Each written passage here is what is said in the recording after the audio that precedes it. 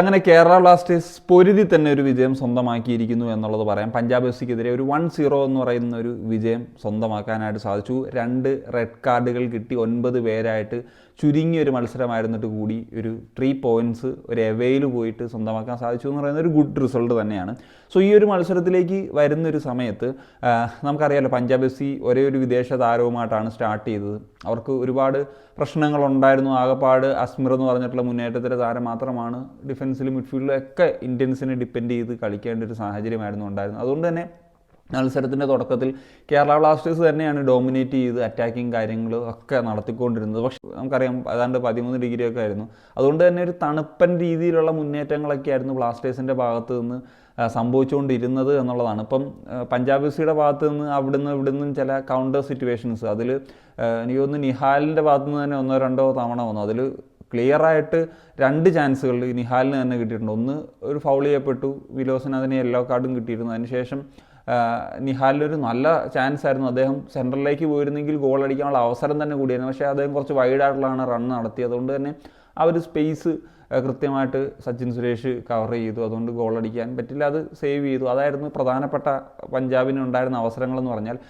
കേരള ബ്ലാസ്റ്റേഴ്സിൻ്റെ ഈ ഒരു ഫസ്റ്റ് ഹാഫിലെ ലൂണയ്ക്ക് കിട്ടിയിട്ടുള്ള ഒരു ഷോട്ട്, ലൂണയുടെ ഒരു ഫസ്റ്റ് ഗോൾ ഈ സീസണിലെ, അതും ടിപ്പിക്കൽ നമ്മൾ ആദ്യ സീസണിലൊക്കെ കണ്ടിട്ടുള്ള ലൂണയുടെ ടൈപ്പ് ഓഫ് ഒരു ഗോളൊക്കെ കാണാൻ കഴിയുമെന്ന് പ്രതീക്ഷിച്ചു. പക്ഷേ നല്ലൊരു സേവ് മുഹിത് സാവർ നടത്തി. എന്നാണെങ്കിലും ഒരു പെനാൽറ്റിയിലൂടെയാണ് നമുക്ക് ഈ ഒരു മത്സരത്തിലെ ഏക ഗോള് സ്വന്തമാക്കാനായിട്ട് സാധിച്ചത്. നോവയുടെ ഒരു റണ്ണാണ്. അത് കൃത്യമായിട്ട് ബോളിലേക്ക് ഫൗൾ ചെയ്യാനാണ് വന്നത്. പക്ഷേ ടൈമിങ് തെറ്റിപ്പോയി സഹോദരൻ്റെ, അത് ഒരു ഫൗളായിട്ട് മാറി. സോ അങ്ങനെ നോവയ്ക്ക് ആ ഒരു പെനാൽറ്റി എടുക്കാൻ സാധിച്ചു. ഒരു നല്ല പെനാൽറ്റി ആയിട്ട് തന്നെ കൺവേർട്ട് ചെയ്തു. ആ ഒരൊറ്റ ഗോളിൻ്റെ ബലത്തിൽ കേരള ബ്ലാസ്റ്റേഴ്സിനും വിജയിക്കാനും സാധിച്ചു എന്നുള്ളതാണ്. സോ സെക്കൻഡ് ഹാഫിലേക്ക് വരുമ്പോഴത്തേക്കും നിഹാലിനെ ചേഞ്ച് ചെയ്തിട്ട് ലിയോൺ അഗസ്റ്റിനെ കളിക്കളത്തിലേക്ക് ഇറക്കുകയാണ്. സോ ലിയോൺ അഗസ്റ്റിൻ എന്ന് പറയുന്ന താരം കേരള ബ്ലാസ്റ്റേഴ്സിനെതിരെ കളിക്കുമ്പോൾ എപ്പോഴും നിരന്തരം പ്രശ്നങ്ങൾ ഉണ്ടാക്കുന്നൊരു താരമായിട്ടാണ് എനിക്ക് തോന്നുന്നത്. പ്രശ്നങ്ങൾ മീൻസ് ഇപ്പം ഗോളുകൾ അടിക്കാനാണെങ്കിലും അല്ലെങ്കിൽ അവർക്ക് ചാൻസ് നേടിക്കൊടുക്കാനാണെങ്കിലും അവർക്ക് പെനാൽറ്റി നേടിക്കൊടുക്കാനാണെങ്കിലും ഒക്കെ അദ്ദേഹത്തിൻ്റെ ഒരു കഴിവ് ഉണ്ട് എന്നുള്ളതാണ്. നമ്മൾ പഞ്ചാബിനെതിരെ കളിച്ച കൊച്ചിയിലാദ്യത്തെ മത്സരം നമ്മളത് പറയുകയും ചെയ്തിട്ടുള്ളൊരു കാര്യം തന്നെയാണ്. എന്നാൽ ഈ ഒരു മത്സരത്തിൽ ലിയോൺ അഗസ്റ്റിൻ പഞ്ചാബ് എഫ് സിക്ക് ഒരു ഗുണകരമായ രീതിയിലേക്ക് പോയത് 2 റെഡ് കാർഡുകളാണ് കേരള ബ്ലാസ്റ്റേഴ്സിന് നേടിക്കൊടുക്കാൻ ലിയോൺ സഹായിച്ചത് എന്നുള്ളത് പറയാം. അതായത് ആദ്യം പറഞ്ഞ പോലെ മിലോസിൻ്റെ ഒരു ഫൗളാണ്. സോ അത് ആക്ച്വലി മിലോസ് ഒരു അൺനെസസറി ഫൗളായിരുന്നു എന്ന് പറയാം. അത് ലിയോൺ പോയിരുന്നെങ്കിലും അത് അദ്ദേഹത്തിലേക്ക് ബോൾ റീച്ച് ചെയ്യാനോ അല്ലെങ്കിൽ അത് കിട്ടിയാൽ തന്നെ അതൊരു ഗോളിലേക്കൊക്കെ എത്താനുള്ള പോസിബിലിറ്റീസ് കുറവായിരുന്നു. അത് ഫൗൾ ചെയ്യപ്പെട്ടു. ഒരു red card, second yellow red കാർഡിലേക്ക് കയറി. അതുപോലെ തന്നെ ഐബാൻ്റെ ഒരു ഫൗള് ഒരു ഡേഞ്ചറസ് ഫൗളായി വന്നു. അതും ഒരു റെഡ് കാർഡായിട്ട് മാറി. സോ അങ്ങനെ പറഞ്ഞ പോലെ 9 പേരായിട്ട് ചുരുങ്ങേണ്ട ഒരു സാഹചര്യത്തിലേക്ക് പോയി. പിന്നീട് ഈ ഒരു മത്സരത്തിൽ ഒരു പ്രധാനപ്പെട്ട ഒരു ചേഞ്ച് വരുത്തി. അത് സെക്കൻഡ് റെഡിന് മുന്നേ നടത്തിയിട്ടുള്ളൊരു ചേഞ്ച് ആയിരുന്നു. നോവയെ ചേഞ്ച് ചെയ്തു. ഏതാണ്ട് 63rd മിനിറ്റിലോ അങ്ങനെ മറ്റോ ആണ്.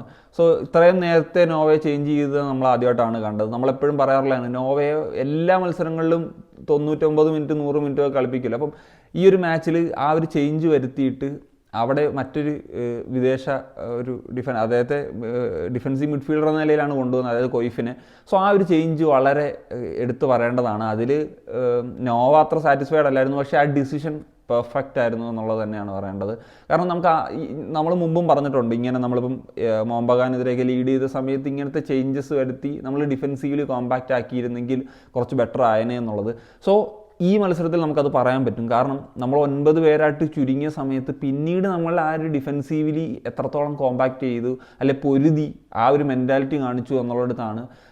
സോ അവരുടെ അറ്റാക്കിങ് അത്ര മൂർച്ചയുള്ളതായിരുന്നില്ല. അറിയാമല്ലോ, അവർക്ക് അത്രമേൽ പ്ലേയേഴ്സ് അവൈലബിൾ അല്ലായിരുന്നു അറ്റാക്കിങ്ങിന് മൂർച്ച കൂട്ടാൻ. ലൂക്കാ മേച്ചനും അല്ലെങ്കിൽ പുൽഗാവിദാലും അങ്ങനത്തെ താരങ്ങളൊന്നും അവൈലബിൾ അല്ലായിരുന്നു. പിന്നെ ഫിലിപ്പ് വന്നു സെക്കൻഡ് ഹാഫിൽ. എങ്കിലും അത് ഒരു ഫാക്ടറായിട്ടുണ്ട്. പക്ഷേ നമ്മൾ ആ ഒരു മെൻറ്റാലിറ്റിയിൽ ഡിഫെൻഡ് ചെയ്തു, അതിന് ഒരു ബലം കണ്ടു എന്നുള്ളതാണ്. അത് തീർച്ചയായിട്ടും അപ്രിഷ്യേറ്റ് ചെയ്യേണ്ടതാണ്. അതുപോലെ തന്നെ സച്ചിൻ സുരേഷിൻ്റെ ഈ ഒരു മത്സരത്തിലെ പ്രകടനം വളരെ നിർണായകമായിരുന്നു. അവസാനത്തെ മിനിറ്റ്സിൽ 2 അടിപൊളി സേവുകൾ അദ്ദേഹത്തിൻ്റെ ഭാഗത്തു നിന്ന് സംഭവിച്ചു എന്നുള്ളതാണ്. അതിലൊന്ന് ഒരു വളരെ എനിക്കൊന്ന് റിക്കി ഷബോങ്ങിൻ്റെ ഒരു ഷോട്ട്, അതൊരു കിഡിലൻ സേവ് നടത്തി. അതുപോലെ തന്നെ മറ്റേ താരം യങ്സ്റ്റർ ആയിട്ടുള്ളൊരു പ്ലെയർ ഹിപ്ജൻ്റെ ഒരു ഷോട്ട് ഉണ്ടായിരുന്നു, അത് കൃത്യമായിട്ടൊരു പ്ലേസിലെത്തി തന്നെ അദ്ദേഹം ഉണ്ടായിരുന്നു. അതും അദ്ദേഹത്തിന് സേവ് ചെയ്യാൻ പറ്റി. അദ്ദേഹത്തെ സംബന്ധിച്ചിടത്തോളം ഇതൊരു നല്ല ഗെയിം തന്നെ ആയിരുന്നു എന്നുള്ളതാണ്. സോ അതാണ് നമുക്ക് ഡിഫെൻസീവ്ലി സോൾഡായിട്ട് ആ ഒരു റെഡ് കാർഡുകൾ കിട്ടിയതിന് ശേഷം നിൽക്കാൻ സാധിച്ചു. നമുക്ക് ആ ഒരു ഒറ്റ ഗോളിൻ്റെ ബലത്തിൽ ആ പറഞ്ഞ 3 പോയിൻ്റ് എവേയിൽ പോയി നേടി തിരിച്ചു മടങ്ങാൻ സാധിച്ചു എന്നുള്ളതാണ്. So that's it guys. അപ്പോൾ ഇത്രയൊക്കെയാണ് പറയാനുള്ളത്. നിങ്ങളുടെ ഒപ്പീനിയൻസ് എന്തൊക്കെയാണ്? ഉറപ്പായിട്ടും ഒന്ന് കമന്റ് ബോക്സിൽ അവരെ കാണിക്കാൻ. സനിയ.